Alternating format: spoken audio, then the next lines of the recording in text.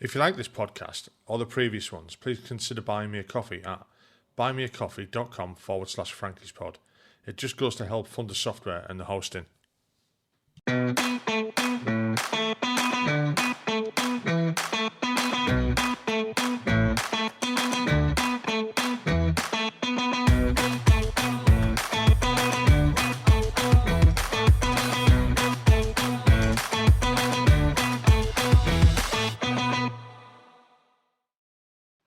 Hi, welcome back to the podcast. Tonight I'm talking to Mark Harding. Mark's had an interesting career, let's say. He's had some setbacks in his time. He's also strived to do a lot in his time after the army, which will become apparent when we start talking about it later on. And currently, if anyone's following him on Facebook or TikTok, and if you're not, you should be, he's doing a charity walk, which he'll talk about as well. Hey, Mark, how are you doing? Yeah, I'm good, thank you. Yeah, so a bit cooler today, so it's a winner. Yeah, so I mean, like I said there, Mark's actually out on the road at the moment doing his charity walk. And if anyone remembers when they get to listen to this, like, it's the 14th of August. I'm up in the north and it's quite warm. Mark's a bit further down south. It's red hot. So he's been, been getting that on. Right, so if we just want to go through the normal questions I ask everyone, which is where you grew up, why did you join the army, what was it like, why did you leave, and what have you done since? So if you just want to start off with where you grew up and why you joined. Yeah, well, I grew up in Carlisle. It was basically the reason why I joined. I was doing the 9 to 5 job at Tesco's, and it wasn't really what I wanted to do. So from there, I was sort of thinking, well, I'm going to do this for the rest of my life, So I thought, well, I mean, at the time when I was working at Tesco's, I was catching shoplifters, and that was keeping me sort of alert as such. So I thought, well, I went home and I thought about that, and I thought, well, my dad was in the army, my great granddad was in the army, the navy, as well as my great granddad.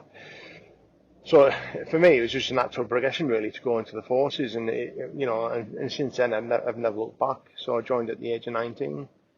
So did your family were they happy with you joining? I think parents are naturally cautious. There's always that a bit of doubt or worry in about what if this happens, what if that happens, and it's just natural parents and instinct as well as grandparents. My granny. Well, initially when I went to join the army, I went to join the parachute regiment, so I was doing all the paraprac training for that, and then I was given a date to go into the careers office to speak to the recruiter. And the recruiter that was on the desk was King's Own Royal Border Regiment. And he said to me, how come you joining the Paras? And I says, well, I just wanted to join a regiment, He says, well, why don't you join your local regiment? So then I got sort of put into the King's Own Royal Border sort of draft as such, and then waited for the old sort of time and date to go up to Glencorse. So yeah, so it was. I think it was a bit unnerving because I think when you join us from going from civilian to the military, you literally just don't know what to expect really. So it was a bit it was a bit daunting really. Yeah, I mean, I've spoke to loads of people who were in the cadets and stuff like that before they joined, and I've always asked them, did that help you when you went to training? And a lot of them said yeah, but they were still in shock, as they knew what to expect, kind of, but it isn't what they thought it was. And you're right, from civvy into army straight away, you're just like, whoa, the first day you get shouted at, who's shouting at? Yeah. So I think we just get used to it really quickly. Yeah, because how did you find training then? Well, when I first rocked up at Glencorse, you say people shouting at you. I mean, I was still in civvy mode, and I had this jock full screw yelling at me, "What's your number? What's your number?" And I was thinking, so I spelled out my mobile number, and that was me just getting beasted on the first day to the block, and I thought, what the fuck's going on here, But that's it's welcome to the army as such in a way. But Glencorse was it was brutal back in it was 96 when I joined. So it was a case of you had to have your locker layout done, and I don't know if you can remember the yellow wax they used to put on the floor with your hands, with the bumpers. Yeah, I can smell it. I can smell it. Yeah, you know, and then people walking on the floors, bumping it, and people with bluff locks on the padlocks. Then you've got like an Everest of clothes in your room, and then you're on locker inspections all night. So I mean, Yeah. you know, when I look back at it now, it that needed to be done, but at the time you think, what the fuck's going on? Like your head's like sort of like scrambled really. But they do a good job of training over at Glencore, so it's good. I mean, it's the old thing, the old adage about break them down to nothing and then build them Yeah, back up. And it really is that, and it's got to be that way. I mean, again, with doing the podcast and talking to people who've been in recruiting, well, not as recruit training, sorry, not in recruiting, but in recruit training, and how it's changed over the years. I joined 85. I've spoken to guys who joined in the 60s, and the basic premise is still the same. Break them down, build them up. yeah, The more I hear about the way training's going at the moment and the way recruiting's going at the moment, I don't think it's kind of the same way. But I mean, yeah, hopefully I'm wrong, type of thing. yeah, yeah. So straight from training into your unit, where were they at then? Well, I went from, so it was split into two so Glencore's, Phases. yeah, two phases, yeah. So yeah, Glencore's, and then once you've done your basic training, you went down to Catterick, to do your sort of like your sort of training skills, your trade skills like infantry, like and all that sort of stuff. So yeah, again, it's just like you're going down to Catterick, thinking you know everything, and then literally you're given a sort of like hard stop, to think, well, and then that's it really, and it just starts all the process all over again. But again, it's that's what it's all for. Therefore, it's to sort of make you adaptable to change, I suppose, and taking on the training what they're giving you, like. Yeah. I mean, I was artillery, as you know. Yeah. Yeah, And our infantry training was just basic, basic. The only time it got like any interesting or any I wouldn't even say advanced, but if we were going, training for Northern Ireland or training for Iraq or Afghanistan or Bosnia, when you started doing the training packages then. But like in junior leaders, the infantry exercises for us were very basic, yeah, compared to what you've done in phase 2 type of thing. And I imagine the syllabus is very similar. yeah, Like they say, we're all, we used to get told that everyone's an infantry soldier first, and then a trades second, yeah. because if the shit hits the fan, you've got to be able to do that. Respond, But I yeah, mean, I wouldn't be able to compete with somebody who was in the the Green Howards, the borders, the bloody guards or whatever. I wouldn't. yeah. Christ, No. nowadays I wouldn't be able to compete with anyone. I'm the same me now. I look at and I think, nah, not a chance. So yeah, but yeah, so I mean, but training, I mean, it was good, but I think looking back at the training, when you were getting thrashed, and it was all about building a team together, and having, and just looking after each other. But it's in a way like looking after the people to your left and right, and that's what it's all about. I think if you've got that team bond with each other, you can take anything on really, as long as you can take the training in as such as well. So Yeah, I mean, like it's true. I mean, for me, I was in training with all the guys and stuff, and and didn't really keep in touch with many of them. And afterwards, because we all went to different regiments. But I think it's when you get to your regiment that you really do bond properly with yeah, not just your unit, but like your first crew that you're on. Like yeah, the first gun crew I was on, I still remember who they all were. Kind of keep in touch with them all these years later, and still remember it fondly. A lot of it wasn't nice. In the late 80s. If you yeah, did something wrong, you didn't get shouted at. You fucking filled in, yeah. which Till was then, fine. yeah, You know yeah. what I mean? I wouldn't say it was fine. It wasn't bullying. It was Um, character building. Character building. Yeah. I mean, Yeah, there's lots of. I have spoken to lots of people who have said like, it was in that time in the army. There was a lot of let's say fucking violence, and yeah, there was, but because that's in the end that's the job that we yeah. do. That's That's the the, experience. We are them type of people.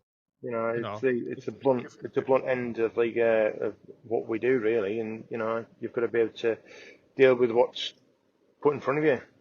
So yeah, So where was your first unit when you turned up then? Well, everyone else was getting drafted to, like, say, Cyprus and down south, up Scotland. I was literally just going about 5 miles down the road to Catterick, so I was getting the piss took out of me. But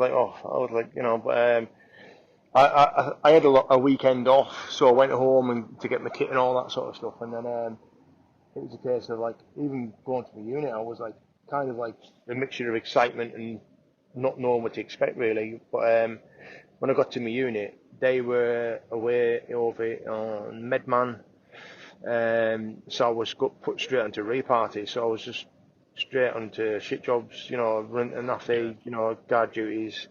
But that sort of like was I think I would have preferred to do that. Then you sort of like constantly, showing that you're working, and it's what it's all about. I think just sort of like Eased into it. easing in, yeah. Yeah. I mean, like I've told other people, and not told other people, I speak English. Like I've told other people that when I joined, I got my unit and I wanted to be a clerk, thinking it was going to be easy, Yeah, and discovered quite quickly that it's not easy. I was shit at it, so I was yeah, sacked. So it's like, right, off to the guns. Yay! Fucking best thing that ever happened to me, that was. yeah. So what was it like when the guys come back from Medman then, and you met Yeah. your cohort? Oh well, I mean, I went from guard duties to naffy duties, just running back and forth to the naffy with naffy list, with like a naffy list, what was like, say, for 15 quid or something, and you had about a fiver, if you're lucky, and then you had to come back with everything, and you're thinking, fucking hell, what's going on, like, so. But it's, again, I mean, naffy runs, block jobs, it's expected when you join the unit, and I think it's just, it's just a sort of like sort of a, it's part of the Shit rolls initiation. downhill, and you're at the bottom. Yeah, that's it. So, but when I joined, there was three of us joined in the company. So, yeah, we were just literally like Linford Christie's running a naffy or doing block jobs or fucking you name it, we were doing it, like, so. But that's what it's all about, really. Just Just waiting for the next lot to come in and take yeah, your place. sat there praying for them to come. Hurry up. Yeah, but it's all good. Yeah. So what So, was your first like tours and stuff like that, or or exercises and everything? so the Your first first tour introduction to that? was, yeah, the first tour was Bosnia. We went to Strad. Yeah, That was '96. We're based in the shoe factory, so that was I think I was probably nervous of going on that because obviously at the time there was a lot of lads, they'd been on residential tours in Ireland, they'd been a bit about everywhere, so just sort of like learning what they learned from their tours, and then yeah. just sort of like just soaking on as much in from the people that had been away and done stuff, so um, I mean, it was pretty quiet when we were there, so we were just doing patrols and guard duties, so, we had a sergeant major called Mentally Ill Phil, and he ruled the camp with a rod of iron, like, even dogs were kicked out of camp, like, he used to pick them up, talking to them, and he's like, chuck them over the barrier and get them out of the camp, like, but he was a really good sergeant major, straight down the line. If you fucked up, it'd be like, it was either the OC's award or his award. I mean, everyone would always go for his award, and that was it. It Yeah. was forgotten about.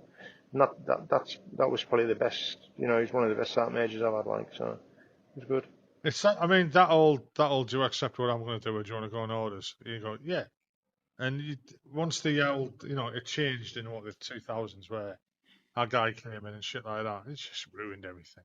In Yeah, my yeah, humble opinion, that yeah, shit it ruined everything.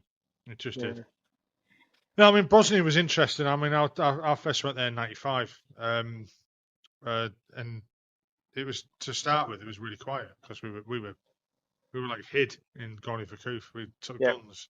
I was yeah, attached to another regiment, and they weren't supposed to be there, type of thing, until yeah, the shit hit the fan, and then the yeah, shit hit the fan, the agreement and all that, and then we battered them all, yeah, and then it changed. Went back a few years later, 97ish, 98. I can't remember. I'm getting old. yeah. And 97, 98. I was in. Yeah, it was very very different. You know, you were just. It seemed like almost pointless that you were there, because it was quiet. You know, Yeah, and then later on, you know, I mean, there was still stuff happening in different yeah, places to where we were at Glamok then, and it was really quiet. yeah, And then you had Kosovo kick off and stuff like that. yeah. I never got to do Kosovo. I don't know whether I'm glad about that or not, because I've spoken to people who said it was a very different place to Bosnia. You know, when they Yeah, did Kosovo. yeah, we did. So we did Bosnia. Then it was probably about 4 months later, 6 months later, or something. We were in Kosovo. So we went out with there was the King's Honour Border Regiment, and then we had a platoon of Highlanders and a platoon from the Royal Irish. So we went out there yeah. So it was like a mixture of lunatics, Fucking like, hell, but it was all good. that looking like the Wild West. Oh yeah, you know, it was, but it was a really good. The company that went out, like Burma Company, you know, again, it was just we were, you know, it was good because we went out as an extraction force, so we were based we were based in this hotel, so we had to get the coaches down from the hotel down to the vehicle park at Petrovac Airfield. And it was just basically just shit jobs, basically just maintaining the vehicles, making sure all the weapons are all ready to rock and roll. Yeah. And I can remember one time because we were allowed to go out, we were allowed to go out into Skopje. So we had like tracksuits on and all that, and all these vehicles, the minibuses rocked up like, and then they went, "We've been crashed out," and I was like, "Fuck off." I thought it was a wind up like, and they went, "No, we've been crashed out." So we got back up, all the Bergens lined up, and we had to evacuate the hotel. And basically, we had to move down to the Petrovac airfield, so we were basically sleeping in the hardened aircraft hangars, and then we were doing rotations on the main gate, and then the internal camp, and then the exterior, because we had like there was an A-10 come in, it had been shot, so that was there, and it was just a case of like we were just basically on shit jobs, like, you know. So there, Just stagger. yeah, pretty much. I mean, there was one night we all got stood to, because all the warriors, the armoured vehicles that we had, all had like crash out points. So we got crashed out to these the different areas where we were in the vehicles, like, and I was a warrior gunner at the time, and all the lads were in the back. You know, it was like when we had 94, so they were there extending 94s in the back, you know, and all that sort of stuff. And I was like zooming in the focusing in the night sights, like, you know, and I was like thinking there's like one, two, three, there was like, and there was certainly, I was about 4 or 5 helicopters in the air, and then the lad that was with me, the commander, like, and he went, yeah, yeah, yeah, and then it came over the net, not to fire, because what had happened is the American embassy had crashed out the helicopters to extract the people from the American embassy. So these were the helicopters to come and extract them, and we were just like sort of like we didn't know about anything, so it was Yeah. just could have gone really pear shaped. So Hell, could have been, yeah. yeah, Yeah. Sorry. yeah. Like, whoops, was it 5 or 4? Yeah, yeah, It's normally the other way around. The Yanks doing it to us, so it'd have been a bit of a payback, yeah, I suppose. yeah. So was that So like? I mean, Kosovo for you sounded like quite mundane there then. I mean, it was all right, you know. I mean, we did have like sort of stuff ongoing, like, you know. I mean, there was intruders in camp, you know. There was all. It's just that it's the normal things that you get used to, and then you look back and think, oh well, yeah, that happened. But I think what sort of got me was I can remember being on the main gate, and we were there to sort of extract the monitors, but you know, the way the main gate was, you seen all these Hercules coming in with the people coming off the planes, you know, and you get your image reports saying about, you know, what's going on over there, and you feel a bit like, sort of like guilty, you know, seeing all the people that's been hurt or whatever coming off the planes, and it's just like, I think that sort of in a way sort of upset me, you know, because it's not, you know, we're supposed to be there to do something and not sat around, if you know what I mean. Yeah, yeah. No, I So, fully understand that. been in that situation myself, and it's frustrating as well. Yeah. You know, it's like, and I've explained it to other people before that for me Bosnia was the one place I wanted to go to. Yeah. You know, at the time there wasn't much call for artillery there. I mean, there wasn't really later on either, but they should have had it in earlier. Yeah. I always said to the missus at the time, you know, because you've seen it all on the news and stuff like that, and you're thinking, why aren't we doing more? Yeah. You know, we should be doing more there, and we should be getting in, fucking stopping it all. And you know, and you do kind of, you know, feel kind of guilty that you're trained to do this stuff, and you know, being able to do it, and especially like if you're out on the ground or you know, doing like, I mean, you know, I don't like the word, but like a REMS job or something like that. Yeah. And you do see people coming in injured, or you do see the local populace suffering and stuff like that. Especially like with the UN, because you can't do fuck all anyway. Yeah. You know, unless you get shot at yourself. And you just felt. Sometimes I did quite a lot. I felt, you know, inadequate, ineffectual. What's the point of us being here? You know, Yeah. this isn't a Cyprus tour. We're supposed to be doing shit, and half the time you couldn't do anything. You know, I Yeah. mean that's the way I felt about it anyway. And it's the other thing for me is that Bosnia's just been totally forgotten about. You know, and whether that's right or wrong, but I mean Iraq will be forgot about, Afghanistan will be Yeah. forgot about. Yeah. You know, and it's just the way it is. You know, Yeah. but for Bosnia to happen so close, you know, it's fucking in Europe. You know, Yeah. I mean, Yeah. You know, it's and like Ukraine going on at the moment. How many people are actually talking about that? 2 years yeah. ago, or a year ago, everyone was talking about it, Yeah. and now It's just nothing. it's never happened. You know, it's wrong really. And I Yeah. and I suppose that was. I mean, I wouldn't say it was exactly like that for say the First World War, the Second World War, because the people at home have got to get on with life. So you can't talk about it every day. You should be fucking depressed all the time. Yeah. So I suppose people have just got to get on with their lives as well. Yeah. You know, fucking, Yeah. that went off in a bit of a fucking side alley, didn't we? Ah, that's Yeah. right. Yeah. Then, yeah. So Right, so after Kosovo then, what was next for you? um, that was Banja Luka Metal Factory. So Bosnia again.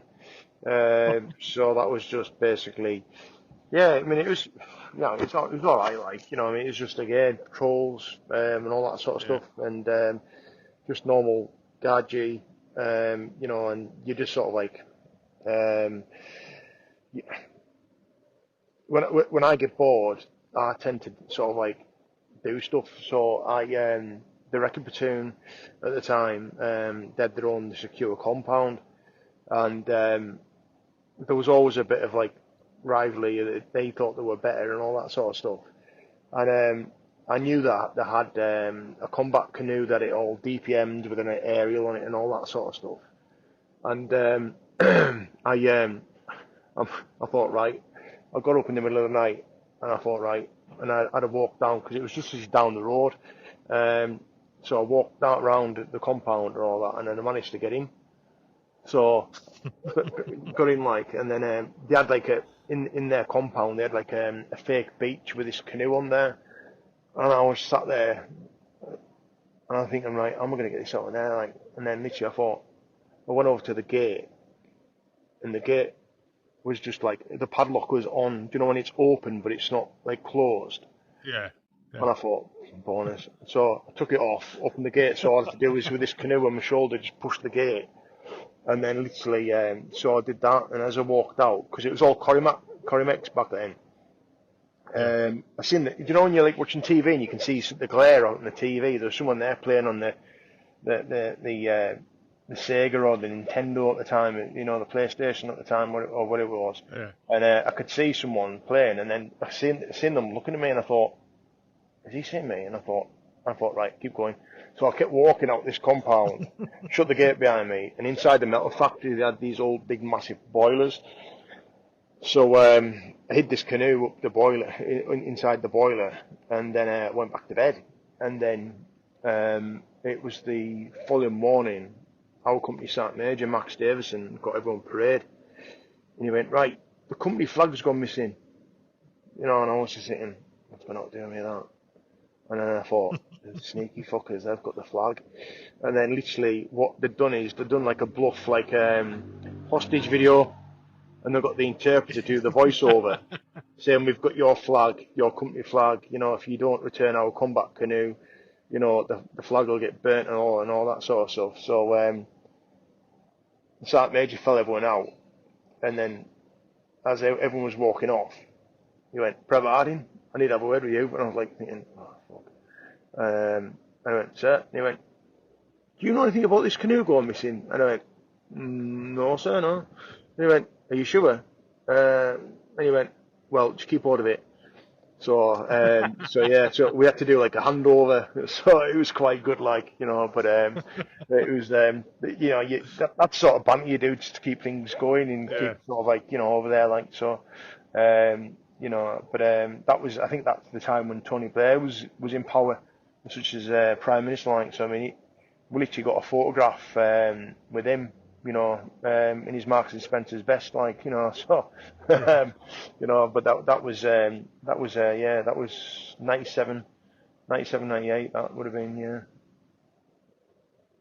So it was coming up to like the time of the Gulf and stuff like that then? Yeah. Like 2003. Did you just get involved in that, did you? No, we were Cyprus. I mean, everyone was excited about going, but I mean, I think after the first couple of weeks there, you realise that you're on just like a guard force. Yeah. And that's it really, guard force and guard duties. So it was just a case of sort of like keeping you busy, you know. I mean, as soon as you finish on parade, lads were just straight on the lash, just going down to the naffy and then just getting blitzed. You know, I mean, it's the only tour, isn't it, that you go on and come back owing money? oh yeah, you know, and I mean, it's like, or coming off the piss at like, you know, 4, 5 in the morning, for parade at 6 and going out for a run and being, you know, still drunk when you come off the run, like, it's just, but you know, it was good in Cyprus, but you know, that's when Iraq kicked off, and then we sort of had to do like sort of that's when all the warplanes were landing in RAF Aktiri with like the airwacks and all that sort of stuff, so the security went up there. But apart from that, Cyprus was pretty much, it was an alright tour once you settled into the guard duties and, you know, you got into your fitness. Yeah. So yeah. I mean, I never did a Cyprus tour. The only time I went to Cyprus was in the beginning of '95 for my leadership course. Yeah. We got one night off and managed to get fucking the army banned from Paphos after one Yeah. night. That's good going, I think. You know. Yeah. Good night, Paphos, yeah. Yeah, just one night, right? You're not allowed back anymore. All right, wasn't us. It might have been. Yeah, at least there's no trenching tails involved. No, fucking hell. Fucking hell, mate. Wow. I wasn't going to go that. I wasn't going to go there. Yeah, fucking hell. No, ours was just involved with the old mopeds up and down the corridor in a hotel and end up in a swimming pool. Yeah. Other things that I won't go into, but yeah. It was a really good night from what I can remember, or from what I've been told, I should say. I wasn't there, I don't think. Yeah, no. I mean, because like we had one of my mates who was getting married, so we all said, like, well, we took him out in the piss, like, and he was getting married the next day, like, so we're all like, literally, for me, I've always got to take it to the next level anyway, and this is all, we'll get like a tattoo in his ass and all that sort of stuff, and they're like, no, but unknown to them, what I'd done is I'd like emptied all his shower gel out with Imac. And then I bought this guy had blonde hair, like, so I basically dyed his hair, like, red. So when he went to wash it out, he had to go down to hairdressers to get it sort of like professionally done, like, but he had pink hair for his wedding. And his dad was a sergeant major, and he was absolutely howling, like, you know, so he'd never live that down, like, so yeah. So, yeah. Something to never forget, though, is it? Yeah. I doubt his missus was too impressed, like, but no, she was. That wasn't flavour of the month, like, but it was funny, like, but yeah. So did you start doing tours of Iraq after that then? Yeah, we did Iraq. So at that point when we came back from Cyprus, we got based at North Lothian. Sort of like we were going to Ireland. So we were based in Dungannon. So that was pretty much quiet again. It was just patrols there. But before we went to Ireland, we did some jungle training in Belize. So we did that, and then that's when they were asking for volunteers to go to the close observation platoon. And I've read like military books in the past, and then I thought I always thought I'd like to have a go at least, because they do like it's like sort of like the wrecker platoon, but they do more advanced surveillance and all that sort of stuff. So I put my name down for it, and then when we went to Ireland, that's when I started to do sort of the beat-up training for the COP course. And I came back to North Luffenham to do the sort of like the sort of beat-up training, where it was just like lots of weighted runs, CFTs, 2-milers, running with a 50-pound you were running with. And to be honest, the platoon commander, Captain Singleton, we're just getting fragged completely. So a part of the training on the weight runs was doing sort of memory tests before the runs. So you'd have to remember the cars, the houses, what they were wearing, and then you'd go out and do an 8-miler, and then come back in, and then have to write it down and do all that sort of stuff. But so yeah, that was sort of like back in North Luffenham, really. So yeah. So I mean, a lot of people wouldn't have had any experience of the COPs, the close observation platoon. The closest thing we've got in artillery, I suppose, is you've got observers in the regiments who work with the battalions and stuff like that at company level. And we've got special OPs as well. Yeah, the Sphinx battery, which are another breed of people. Yeah. Yeah. So I mean, the close observation platoon, I would like. I wouldn't put them on level with special OPs because I don't think they are. I think the special OPs are a little bit more specialised. Definitely. Let's say higher tier, without being disparaging. You know what I mean? Yeah, without a shadow of doubt. I mean, it was. I've got a lot of respect for them guys. Oh yeah, massively. Yeah, I mean, so I mean, the when it came round to doing the COP course, so we had to do like lots of different courses, so at that point, and then it was a case of we went down to Lyd, Ivan Lyd where we were, and it was basically, again, that was just an absolute thrashing. There was a sergeant major from Hereford who was the chief instructor, and then we had like I think there was 4 colour boys from different regiments that were instructors in the COP world as such, and you're just getting basically thrashed over the shale, carrying 50 pound, and then down the beaches, and then it was basically you were learning sort of like your tradecraft within the COP platoon, doing rural OPs, and then doing OPs from buildings, doing night recce's, it's probably it's the hardest course I've done, but it was enjoyable because once you'd done the course, you were treated like an adult. You left alone, and just to get on with do your job really. And you operated in teams of 4, and it was probably the best part of my life really. So, what was your first tour of Iraq like then when you went out there? The first tour of Iraq, it was really good. Again, with I mentioned about the COP platoon. So when we literally had just finished the course, we got the news that they were cutting the teams down from I think there was from 6 to 5 teams down in Ireland. So at that point, then we sort of went away. I did my sniper's course. And then it was 9 months later we were back down doing the Brigade Surveillance Company course for Iraq. So that was the first tour when we were there. So when we got to Iraq, we had our own compound in Norwegian Lines on the corner in the airport. So so it was just basically the full platoon in there, and there was a few other sort of like units in there as well. So we were left alone to do our job really, and it was, the first tour was really good. We got to do some sort of like really good jobs and OPs, and it was just, yeah, that's what I thoroughly enjoyed doing, really. Because you're a brigade asset there, aren't you? You can get moved around all over the place. Yeah, that was it. Yeah, you mean, so we sort of like did sort of patterns of life on like knowing sort of people, and then we'd build up, take all the information back to camp. Then the clipper in camp would build up a target pack, and then that would get handed up to the brigade commander, and then it'd either get pushed back further up or pushed down to us to go and either do an arrest job or go and grab them really. So I bet they were quite the first time he's went out to do to do a grab, like to do an arrest job. I bet that was quite nerving then. it was, yeah. I mean, we were always took well.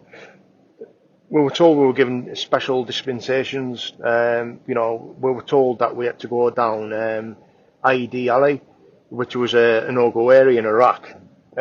So we had to go down. We fitted all the cameras on the snatch, and we had cameras in the UGLs and all that sort of stuff. And we had to do a drive-by this bomb factory, and we had the sort of the stuff in the sky looking down as well. So we were doing that, and it was just a case of like looking back, there was not that special about walking down the IDLI. It was just like you're thinking, but it was, at the time that's what you joined to do. You volunteered to do that course, and you go out and do it. But yeah. Nah, I mean it is pretty cool when you look back at it and you think, fucking hell, yeah, and you say like you were doing a job that you were trained for. Yeah. I mean, it's the best time of my life, and it's everyone that was in that platoon. We always have good memories, and we can have a laugh and jokes about stuff. Yeah.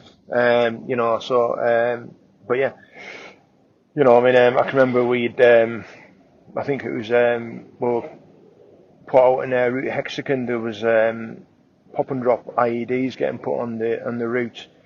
So we'd OPs with interlocking arcs, and then there was one guy, he had to collapse his OP because he got compromised.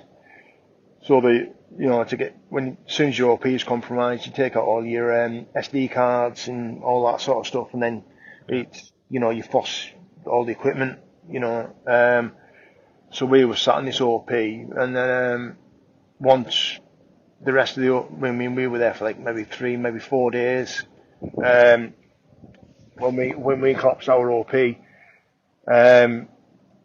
we were told where the pickup point was, and then as we were crossing over this sort of the Jill Carriageway, we could see this American convoy coming down the road. So the Americans just anything in the way, they just fire and they don't ask. So we just like sort of fast legging it down this like underneath this bridge and got right back. And as the convoy went by, this car came on top of the bridge, and they just sort of like all turned to it and just kept firing. And we were sat there thinking, what the fuck's going on? Like, but so yeah, but that's the good memories are sort of in a way. So after Iraq, it was Peric then. So I've done 2 tours of Iraq. So the second tour was when it was 2007. So I literally just got married.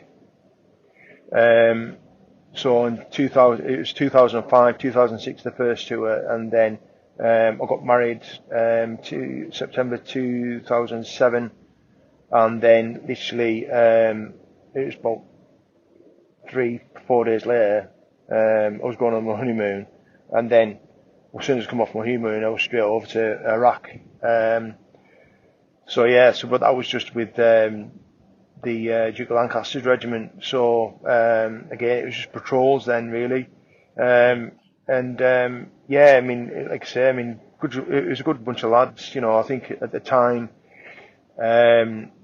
we'd sort of like just sort of like being amalgamated as such, and there's a lot of like toing and throwing, with like the King's Regiment, the QLR, and the King's Own, but Yeah. putting all that aside, I mean, they're all really decent lads there, and it's just a case of like, in a way, it's just like joining training again, coming out of training, and you fresh faces in the unit, and you go there and to get on with everyone, if that makes sense. Yeah, I mean, everyone used to fight back about, the amalgamation of the battalions and regiments and stuff like that. And, I mean, the only experience I've ever had of that was the battery I was in, or the regiment Yeah, was changing air defence, and we were all gun bunnies, so yeah, we were getting palmed off to other regiments, and it wasn't, like, oh well, it's our battery. Well, it's fucking not, and it doesn't really matter. You'll just get on with it. So, and you yeah, do, you just get on with it. Whether you think it's good or not, the history of this battalion, history of that barrack, history of that regiment, and all that, it carries on. yeah, that's it, yeah, It yeah, gets absorbed into something else. That's all. yeah. It doesn't really matter in the end. I mean, Nah, I say that it doesn't really matter. It really does for some people, but it is what it is in the end. There's not a yeah. lot you can do about it.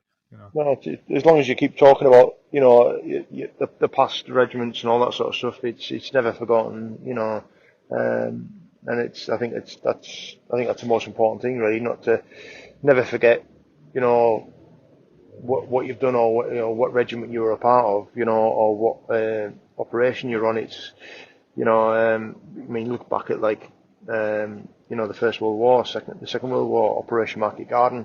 Some of these guys, they still talk about it, and I think the only way for us to sort of keep stuff going is by sort of remembering what the old guys have done, and Yeah. in turn, when we come, them old guys, they'll be talking about what we've done. Mate, we already are.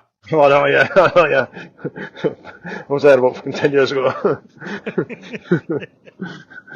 And that's that thing, isn't it? It's the word veteran for me is like, when I think of a veteran, I think of guys from the, Second World War, Korea, Malaya, places like that. Yeah, And I don't think of I don't think of like people from the Falklands up till like now as veterans, even though that's what we are. yeah, For me, my mindset was always it's the old guys. I'm not a veteran. I'm not old enough for that. And now I yeah, look back and think, fucking hell, I'm a veteran. yeah. I am. That's it. you know, Yeah, I suppose it is. There's not a lot you can do about that. So we're going to be leading up now to what happens here, and I've yeah. not touched on that in this podcast yet. Would you like to lead on with that? Yeah, so my last tour was Afghanistan. So it was in the recce platoon, and we'd went out to Afghan in 2010. So once we got to Afghan, we were quite busy as a platoon, and we're always going to like different platoon bases to help out. And the morning of the we got told on the 27th that we were going up to another platoon base to help out again. And it was the sort of like when we got that platoon base, we got settled in really. We had a ground orientation brief for what was going on and places were not to go and all that sort of stuff. And then it was like that's when the battalions received the first bit of bad news. One of the platoon sergeant had been blown up. So at that point, it's sort of like puts things in perspective really. What it could have been you or someone else really. So we'd literally there was an improvised explosive device that was found. So we were sort of like volunteered to go out to secure it. We sort of waited in the platoon base to the last sort of like safe moment for the engineers to come out and do their sort of diffusing and taking it away and all that sort of stuff. So as we sort of crawled down to the area where we needed to be, we had two teams left and right of us. As we got down to this wall, I can always remember hearing sort of a big metal bang going off. And I was about a metre away from the wall at this point. Came to, had my legs were all like crisscrossed, my rifle was on my lap. Couldn't really figure out what was going on, everything in my ears. At that point, and then when I sort of like came to, I looked down and I couldn't really move as such. And I looked up and I seen the guy that was the commander, Chris. He'd been shot through his leg. So the round had broke his femur, ruptured his femur artery, so he was bleeding out. He was like a red water fountain, basically. So he was shouting and screaming, and I was like still none the wiser what had gone on. And then Bill, one of the Fijian guys that was with us, said, H, I think you've been shot. And then it was like the whole left-hand side, and my body armour was just dark burgundy red. We had, so Bill was shot in his arm. We had one guy, Smudge, he was fixing Chris up. I can sort of vaguely remember he was putting on 2 tourniquets on him, and, you know, I can remember Chris shouting he wanted a fag, you know, but, you know, at that point we had the, quick reaction force called out. At that point, one of the commanders got off, and I can remember giving him my blood group, telling him my blood group at that point. And then the medic came over to give me morphine, and he had the pen the wrong way around, so the needle went straight through his thumb. So I was like, I told him to get the fuck away from us, like, you know.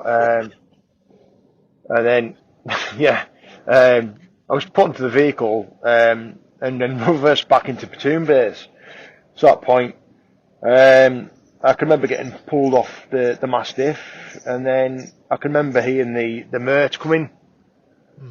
That landed at the back of platoon base, and then yeah, I was lifted on the helicopter, like, and then it was just like, you know, I was always shouting out, where's Chris, you know, and you know, for me, once I knew everyone was there, it was all right, you know, we were on the way up, like, but when the helicopter landed in Camp Bastion, the pain was just, the only way I'd describe it is it's like being plugged into the mains. It was just fucking horrendous, and I can remember getting carried off the heli,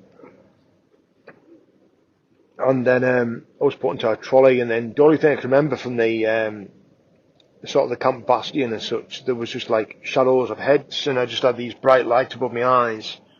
And one voice was saying, Mark, where does it hurt? And it says, it hurts fucking everywhere, just up the fucking pain. So I was put into an induced coma, and then I was flew out that night. And then I woke up in Selly Oak in Birmingham on the high dependency unit. I bet that was like disorientating as well. It was just, yeah, it was just, you know, I mean, the way I describe it is, it's like being dragged from the Stone Age back to the future. You know, I mean, I was in bed, you know, I was like literally not being able to move, you know, and I had a nurse at in my bed, you know, for the 6 weeks I was on the high dependency unit, and I was just not knowing what was going on.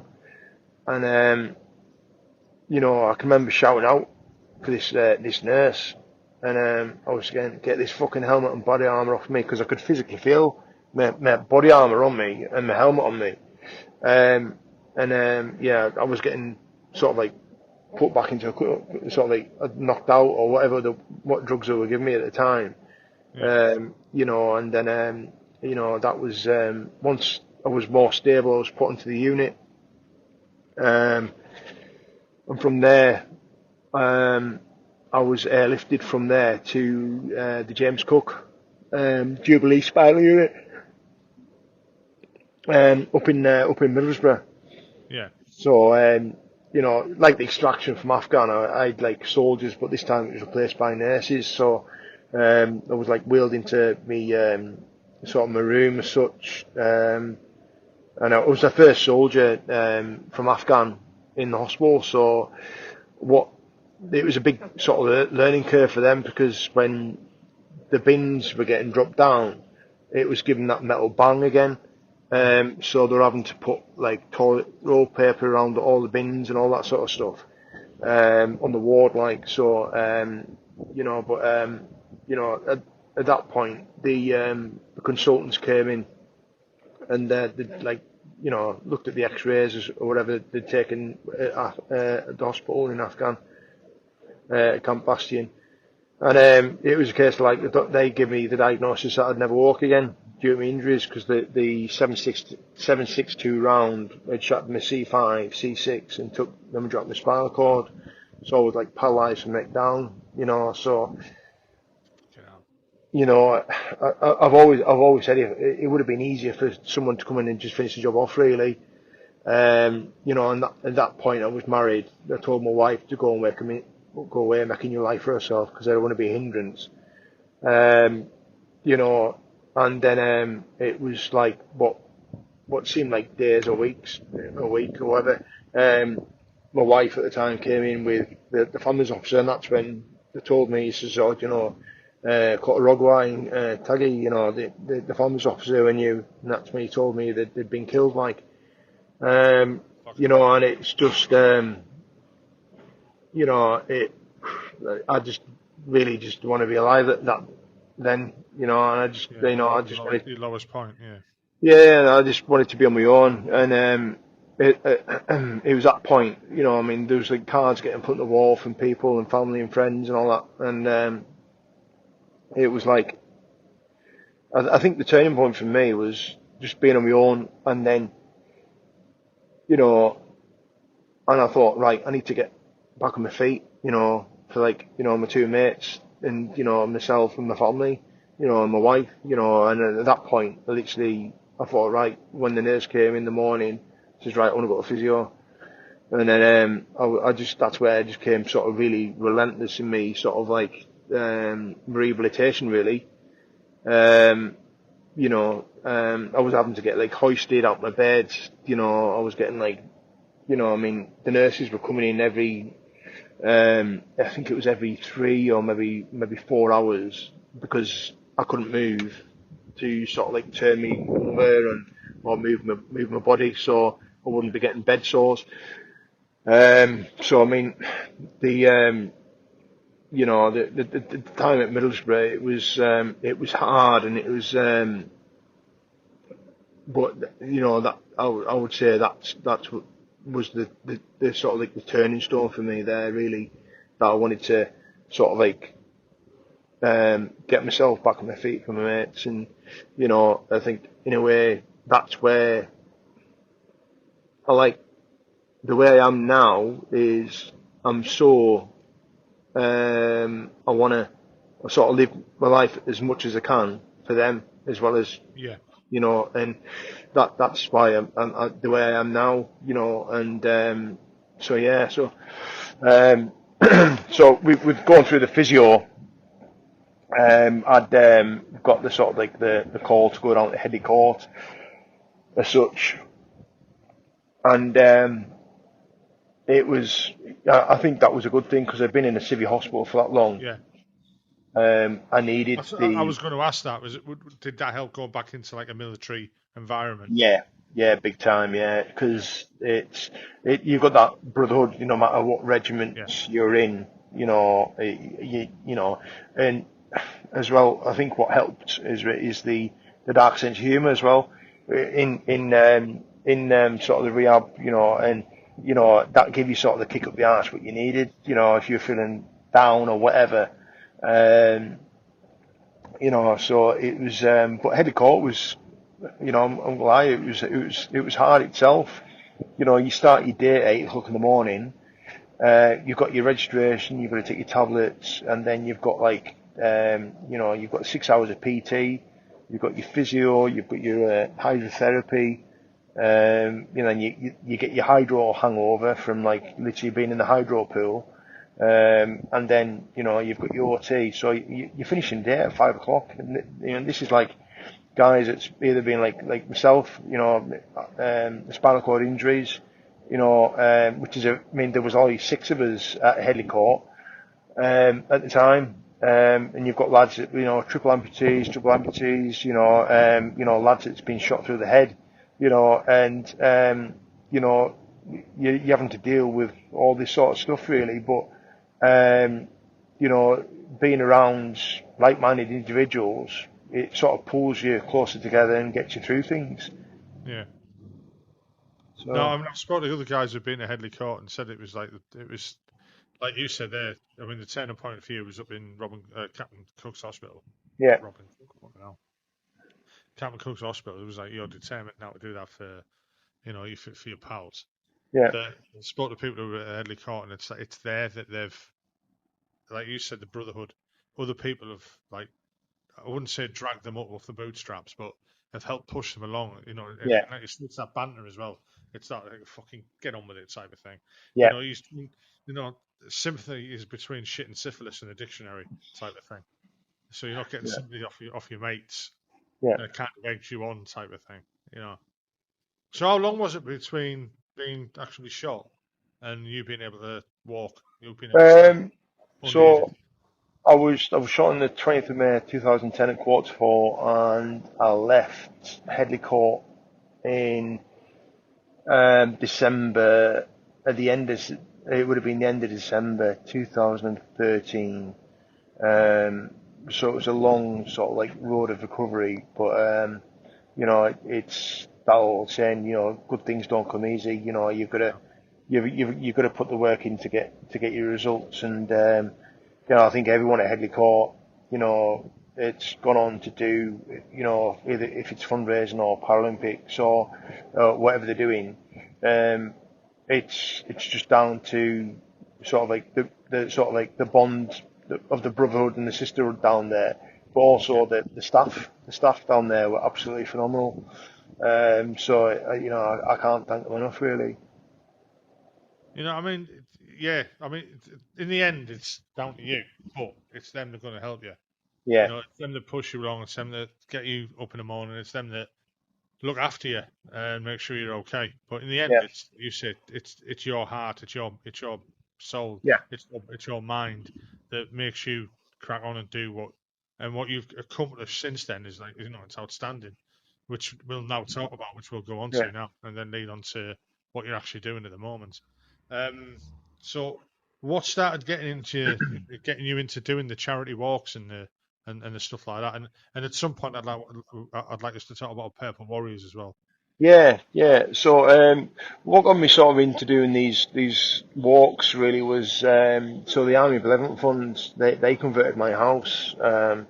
So I've got like a downstairs bedroom, wet room, a garage, and I've got like pretty much a fully functioning gym in my garage. Um, when I was into sports, so for me it was I wanted to in a way give back to the charity that helped me. Um, so with the Amber Fund, so literally, I think it was 2013. I'd walked up Skiddaw with I think there was about probably 15 people from Wigton. Um, and I was on my crutches at this point. I had splints on. And it was just a case of like it was a slow walk all the way up and all the way down.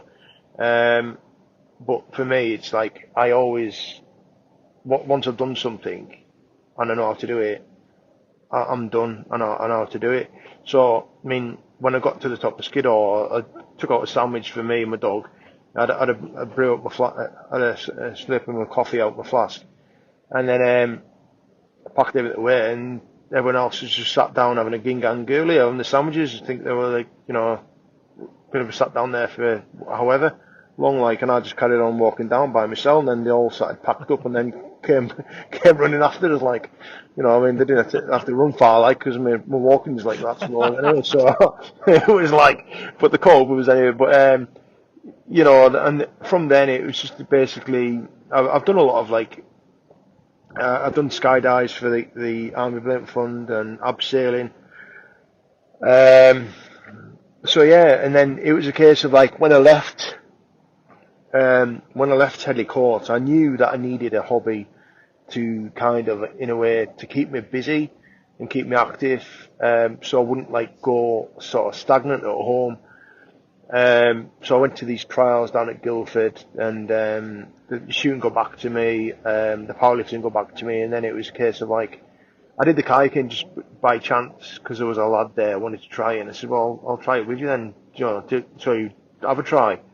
I ended up getting like some like I think it was like a I did 200 meters in 46 seconds on the kayak machine. Went a lot of different trials, and then ended up getting into the GB sprint team for the Paralympics. Oh, wow. So that's when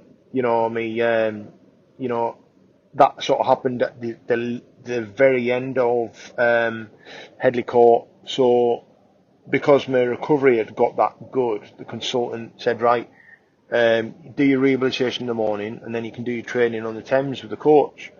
So I was going down training on the Thames with the coach, and then Steve Harris, who was a program manager at the time, he'd sort of put me and two others on a Paralympic inspiration program. So we went to went to this sort of like brief and we learned about what Paralympic life was about, and then we went down to the Olympic Village, sort of like see what Paralympic life was like, and we were sat in their cookhouse really, and we sat down chatting to Ellie Simmons. This was before she won the world record, won a gold, and lovely woman. And when we got back to our hotel, we'd seen her crying on the TV, and everyone was like thinking, "Oh my God, what's going on?" And she just like won a gold. So it was just, that was it was really sort of really good insight into it really. But I mean, I was starting to sort of like, because I was doing a lot of fitness, I was sort of like starting to struggle with like the mental side of it. Yeah. And that was shown in my time trials. So, for me, it's always been about the team as such in a way. So that's when I went to Steve Harris and says, I need to step back from this team because, I'm not doing what I should be doing, and I don't want the team to be affected. So that's when I sort of like stepped back from the teams, the Paralympic team. Took some time off for myself in a way, just to sort of like, I loved the kayaking, and I thought, right, so I got in touch with a friend called Carmine Jane. She's a Canadian coach, and she was running a sort of like training camp over in Arizona in Newport Beach. So at that point, I thought, well, I'll just go away and just enjoy it and just take in, because she's a really good coach. I thought, right, get my times up, and then just when the time's right, I'll get back into the team. So I went over there, did it, and then the second camp that she was running was a dragon boat camp.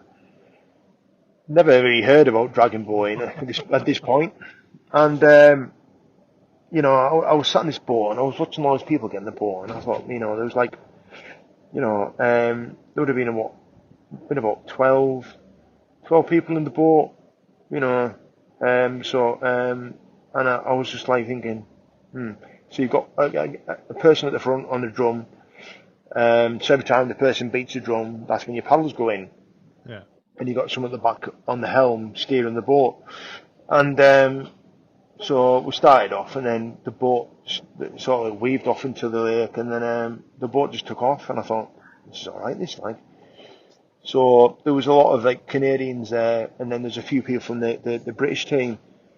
So when I got back to the UK, I'd got the number for this guy called Dave Banks. Went down to Liverpool for a time trial, and I phoned him up beforehand just to tell him what I'd been doing and where it came from.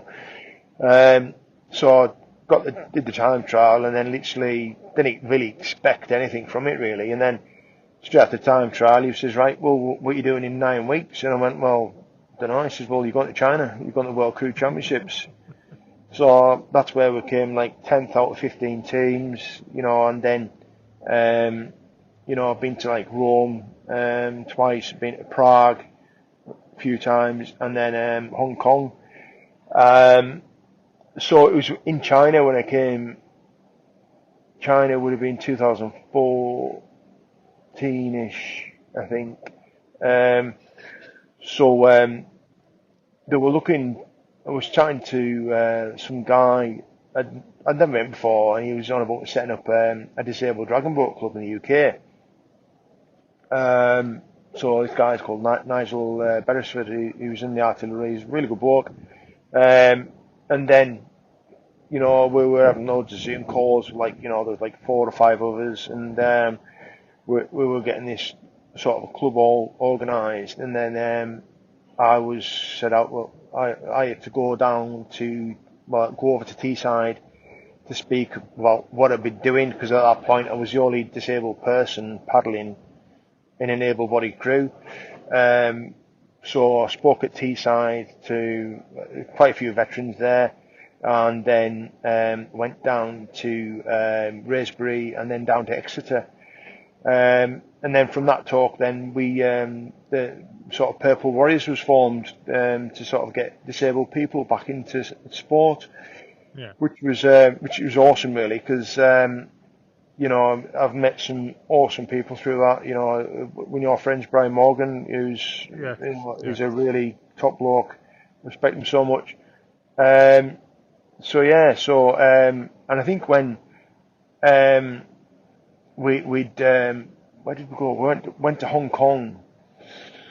It was the first time they'd ever been to sort of like a sort of like that sort of platform, I think, as a crew. And we'd literally, I think out of 33 teams, we'd literally beaten, like, they set all these boats off all in one go. So we'd like say it was a 500-meter boat race. We'd came in like the top 10, and this was the first ever sort of like race we've been in. And then we got like a bronze medal from Hong Kong. So it was a really good sort of like, it was a good platform for Purple Warriors to show what they were. They were able-bodied teams, weren't they, that you were competing against there? Yeah. I mean, when I first heard about it, Brian told us about it. I mean, as people that know, Brian's podcast's been out recently. Yeah. And it was Brian who put me on to you. And when Brian was telling me about the Purple Warriors, I was like, I've never heard of this. And I looked them up, and then, Natasha's name come out with it and stuff like that. And I know Natasha. Still trying to get her on a podcast. She's not answering. Yeah. And it amazed me. But when I found out the story about Hong Kong, where he's done so well, and I was thinking, that's to be expected. They're all fit, and I didn't realise at the time that all the other teams weren't disabled. They're all able-bodied. Yeah. And it kind of blew my mind a bit. That did. Yeah. I mean, there was a padded dragon category that we were in that we got the bronze medal for, but the all the other events were all able-bodied, and I've always said, once a soldier's got a set drill and they've got it in the head, they were unstoppable, what it is, and that just proved it. So I sort of like stepped back from Purple Warriors at the time, and then sort of like, just for myself, and then it was a case of like, that's when I sort of like, I think COVID sort of like hit the world in it, and it was just, so at that point, there was like there was so much like sort of negativity on Facebook at that time, and I thought, and I was I can remember being sat in the kitchen having a few drinks, like, and I thought, and for me, it's always, if I've went to do something, I've always got to get it ticked off. So before COVID, I was supposed to be rowing the Atlantic Ocean with a company called DP World, and I was training over in Dubai. I got an injury, and it kind of like, again, stepping back from the team so that they could do what they were doing. So it kind of like, in a way, it was still there, and I thought, right, and I worked out the figures of what I was needing to do, because like the Atlantic Ocean's about 3,087 miles. I think it's the second largest ocean basin in the world, and so I took my kayak machine out in the back garden, and drilled in the pergola umbrella to the fence, and so at 4 o'clock in the morning started rowing in the back garden, and then phoned up the Soldiers charity, spoke to Phil Naylor, and said, I've got this idea about rowing the distance of the Atlantic Ocean. And he says, oh, great, when are you starting? I started about 4 hours ago. So for 88 days, I was in my back garden, and then I was just on my kayak machine for 16 hours a day, just rowing. Okay. You know, and then I did that, and then um, did that for the Ambulance Fund, and then it was I did it for the NHS charities, you know, because of COVID, and then there was a local charity in Carlisle. I did literally I think 6 weeks after that.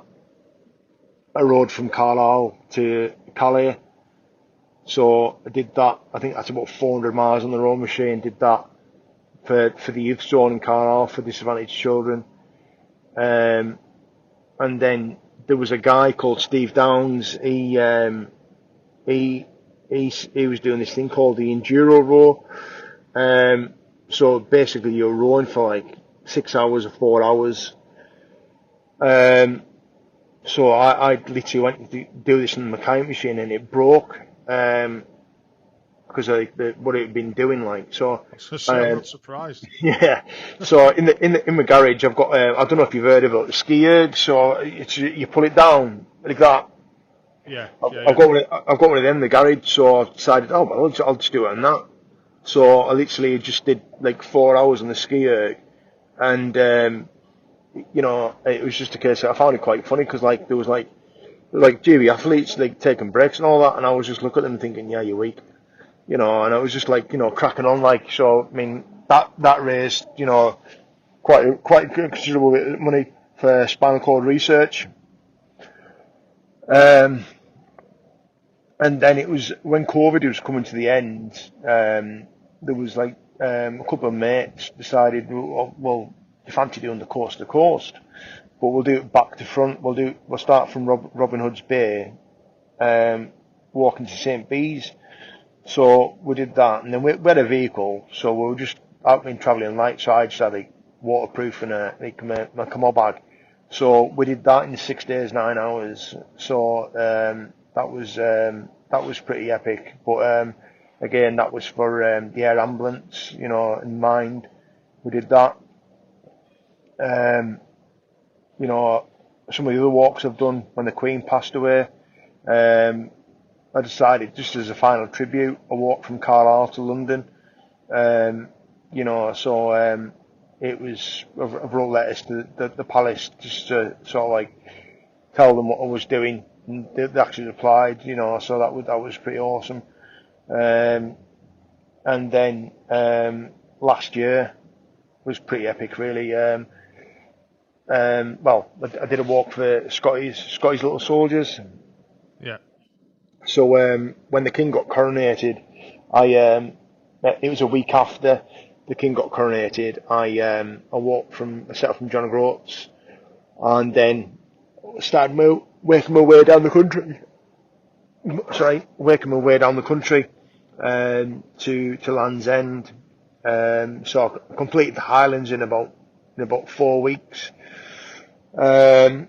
Got into Carlisle, and I thought I'd go and celebrate and get a McDonald's, you know, and get a brew at this point. And then I was chatting to a couple about Scotties. A van reversed over me. So you know, at this point there was it just, you couldn't have wrote it like you know, and I was like, you know, the couple of them were banging and shouting on the van for it to stop because I was getting pushed on the floor, and I was like thinking, what the fuck's going on here, like? And then the guy got out the van, and I eventually fucking pulled myself out of this van. My crutches were like spread to the four winds of the earth. An ambulance had came in for the breakfast, and this guy came out, and he was like crying, and he was upset, and I was like thinking, what the fuck? And I thought, I'm gonna have to use him as a splint to pull myself up. So clambered up this guy that just reversed over me, and I says, don't worry about it, mate. I could be dead. And that just made it worse, like, you know, the black sense of humour. And I was just thinking, so went in, got checked over by the paramedics in McDonald's, and then, you know, got a free brew and a milkshake out of it anyway. I was going to say, you got free. Yeah. So got that, and then I decided, well, I'm meeting some more veterans at Bannatyne's gym. So at that point, I was like limping down, and sat down in Bannatynes, and I was telling them, I says, "Can you believe it? I've just been run over in McDonald's." And they went, "You what?" And I went, "Yeah, nuts in it, you know." So I had to limp into Carlisle and get interviewed by Border TV, and then um, when I got home, typical soldier, I thought, well, I'll be all right. And then I phoned the doctor up just to double check, and he says, "Do I really need to go to hospital?" Because like the paramedic said I need to go, and they went, "Yeah, you do, yeah." And I was thinking, shit. So I went in, and they said, "Oh, you need to take 4 days off. If you get any dizziness or headaches, just come back in." So on the third day, I thought, right, been there. So I just like literally got my kit packed and then started walking again. So eventually got down to Land's End on the 26th of August. So did that that was pretty phenomenal. So I mean, raised nearly just over £36,000 for Scotties. Which has been awesome. I mean, I think one thing I've got to mention about my injury as well is, so with my injury, I can't have kids, due to the nerve damage and all that. So, this is my way of kind of like looking after, my mates' kids and the wider community really, because, when you go out on the ground, it's always about the people to your left and right. And for me, it's about looking after the charities to the left and right, and looking after the veterans community. Yeah, I mean, the one thing I was going to ask you to do there was anyone who's not familiar with Scottish Little Soldiers, and there is people who do listen to these podcasts who aren't Yeah, involved in the military. I don't know why they're listening to them, but they're listening to them, and thank you very much for listening to them, by the way. yeah. Could you just give us an overview, just explain what Scotty's Little Soldiers does and what? Yeah, so Scotties, what they do is they look after children that's been bereaved. So it doesn't matter how they've lost a parent. It could be in a car crash or by any other means or on operations. So from the day that they've been bereaved, they will be looked after by Scotties all the way up to 26. And what they'll do is they've got like 4 programs. They've got the Smiles program where they'll send surprise presents, holidays, breaks away. Support the parents left. They've got in-depth counselling, and then they've got more in-depth counselling for the parents and the kids. And then they've got the Springboard program where they get them educated into a career path. So it's I've always said it's a very unique military charity that's literally it needs shouting about, because it's just phenomenal the work they do for kids.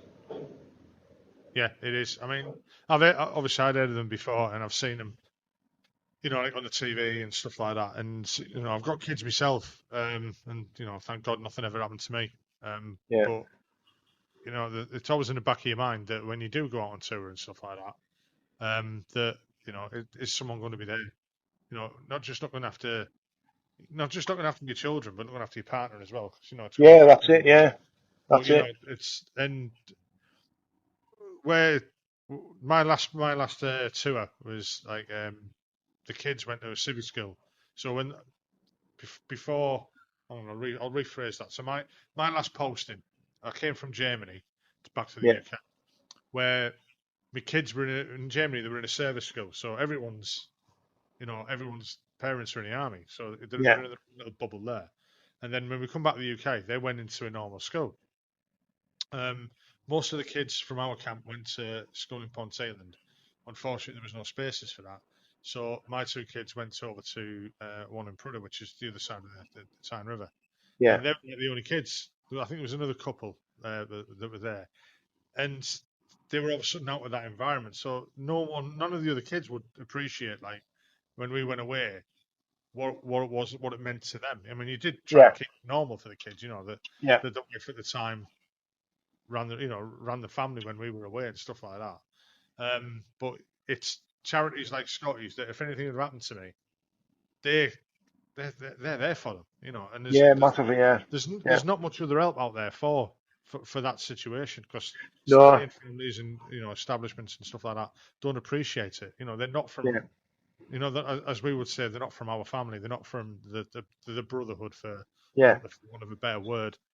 Scotty's Little Soldiers is there, and they do a yeah. phenomenal Yeah, they sure do. with the kids and that and the families. Yeah. And that leads us on to what you're doing at the moment. Then, so you've Yeah. by the t-shirt you're wearing, Yeah. So you're doing it again. yeah, doing it again. So this year is like the 80th anniversary of Operation Market Garden. So you know, my regiment, the King's Own Royal Border Regiment, back 80 years ago was called the Border Regiment. So they were part of the 1st Airborne Landing Brigade. With the Parachute Regiment, there was the King's Own Scottish Borderers. Unfortunately, one of the Border Regiment guys is passed away in July. So I've set off walking last month from my house on the 20th from Carlisle Castle, making my way all the way down the country to Harwich, and then I'll be crossing over on the ferry, walking to Oosterbeek, which is about 530 miles, 630 miles. You know, I think, you know, for anyone it's able bodies, it's epic, but I mean, obviously with my injury that I've got, it's pretty epic. And I think what I'm trying to highlight with this walk is 80 years ago there wasn't a charity like Scotties, and it's just a case of you think about all the kids that were forgotten about 80 years ago. Yeah. So that's why I've called it Big Miles for Forgotten Smiles, you know, to highlight this and make sure that no smiles ever forgotten again. So it's been pretty epic at the moment. I'm in Oakham, so I've got about another, I think I've got another 120 mile to get to Harwich, and then I've got about another couple hundred, well, 100 and something over the water, where I'll be meeting some of the lads from the sort of para units that's been walking with me, you know, from Manchester. So yeah, so it's just a case of like trying to raise the awareness of Scotties, really, because it's an amazing charity, and it's like I touched on it before. It's just a case of you know, some of these guys now, the guy that I'm meeting, he's the last one from the Airborne Landing Brigade, and it's called Jeff. And if we don't start talking about what these guys did, it's going to get forgotten about. Yeah. So it's just a case of like, it's important to talk about it, you know. Do you want me to move where there's a bit more light? No, you're fine, mate, you're fine. Right, cool, yeah, cool. So it's just a case of, yeah, so it's you know, I mean, the support I've had on the way down, you know, it's been awesome, but the heat's been absolutely relentless. I've been melting like a chip pan, you know, like I said to you before, it's just been a trail of fat and trail of body fat and trail of sweat. And like I said to you, I think I need a bit of that. Oh. Yeah, I mean, if anyone's, you know, listening to this and they're thinking, oh, well, he's walking, he's doing great, blah, blah, blah. Can you just explain how far you're actually walking a day? And I think it'll probably be a bit more than people think you should be doing.